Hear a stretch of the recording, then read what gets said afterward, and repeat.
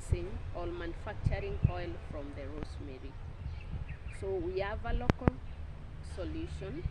We are having a factory here in Nairobi, the first of its kind in Africa, because Kenya has been exporting all the herbs.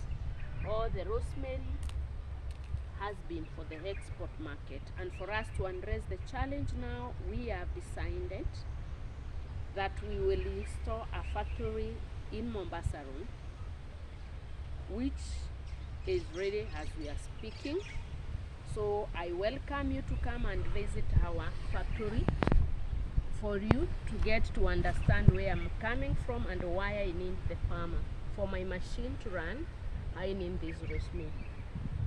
But then, as an agronomist or an agribusiness expert, I want to educate you further so that you can know why or how you propagate the seedlings. If you want to grow, where do you get the seedlings? This is the mother plant. We normally get the tips. This is a tip, and after we get the tip,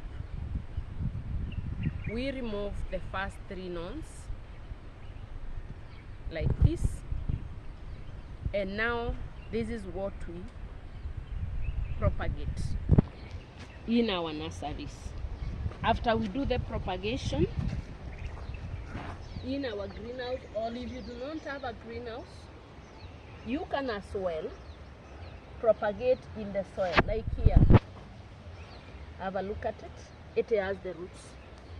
I did a simple thing as a simple farmer, just to cut, remove the node, and put in the soil. Here you can see I put in a tuta, 1 or several, then they are ready. Once they are ready, now you transplant. After you transplant,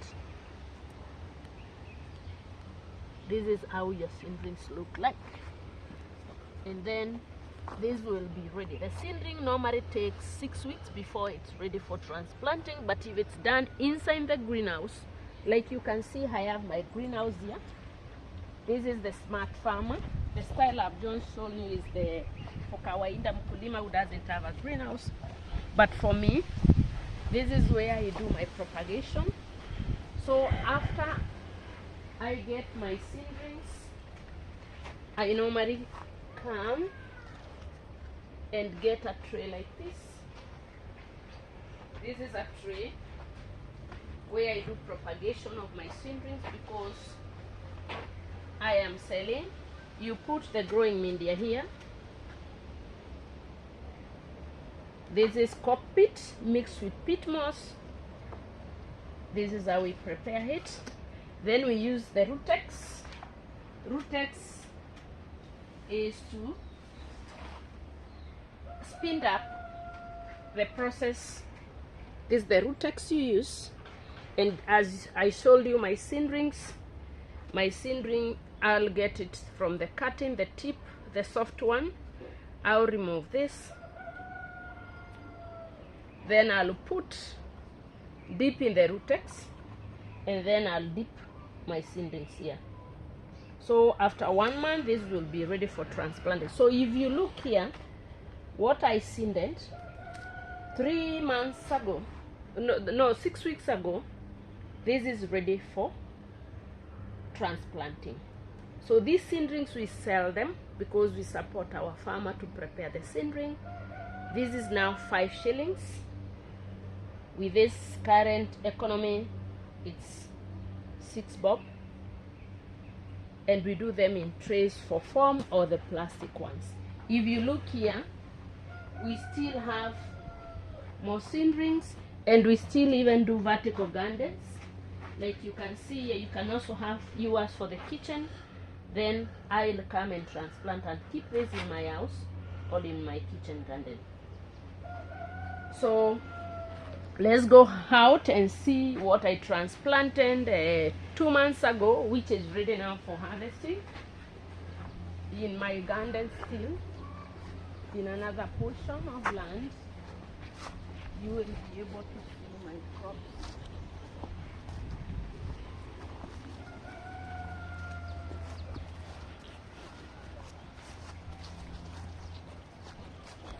So this is the crop that is transplanted. If you look at them,